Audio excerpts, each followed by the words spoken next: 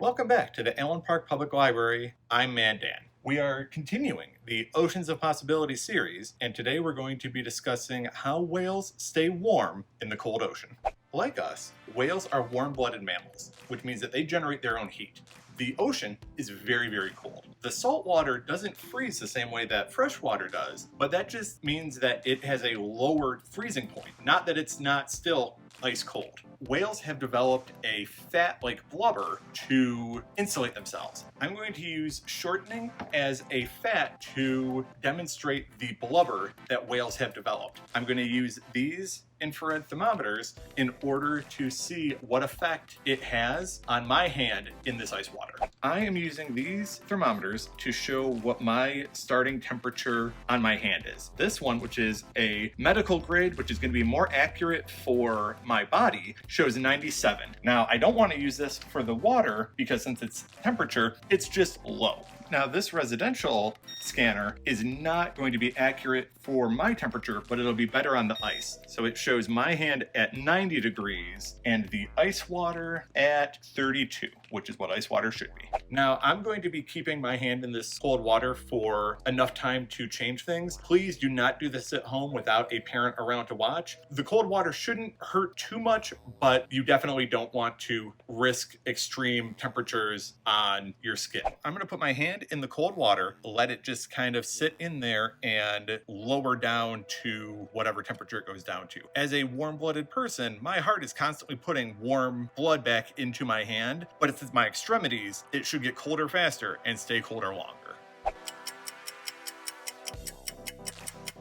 So my hand dropped a good 7 degrees in a minute. Not enough to cause any damage because it's your extremities. After 1 minute, 7 degrees. So now that I've waited a couple minutes to let my hand warm up, I'm gonna see what the baseline temperature is before the blubber experiment. This one is showing 97, and the water is a chill 33 degrees. So now I'm gonna put my hand into the bag of shortening. Hopefully that's going to act like the blubber does, and I'm gonna put my hand in the ice water for 1 minute again. So now I'm gonna try to make sure that the water doesn't go into the bag around, so I am gonna hold on to it. I will admit that after this long in the ice bath the first time, it was cold. I don't feel that this time. My hand has already been in here for 30 seconds and I feel fine. So actually, I'm gonna do it for 2 minutes because my hand feels fine. And if it's less than a 7 or 8 degree difference, then we'll see that this actually does work as insulation.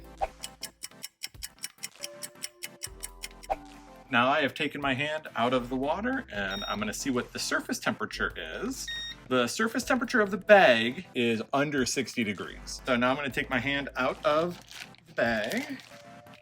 96. After 2 minutes in the ice water, my hand is still registering a readable temperature from the medical grade thermometer. We saw how the shortening act as an insulator. And what insulators do is they keep things separated. So the thermals were separate. The ice water cooled the surface of the bag, but because of the insulative property of the shortening, my hand, which is hot, did not feel any of that cold. And actually, after I took my hand out, it remained my body's temperature. This is how whales have adapted to live in the incredibly cold ocean despite being warm-blooded just like we are. I hope you've enjoyed seeing my hand put into the ice water to see just how effective blubber is at keeping warm-blooded mammals safe in extreme temperatures. I've been Mad Dan. This has been the Allen Park Public Library and our Oceans of Possibility series. Have a great rest of the summer.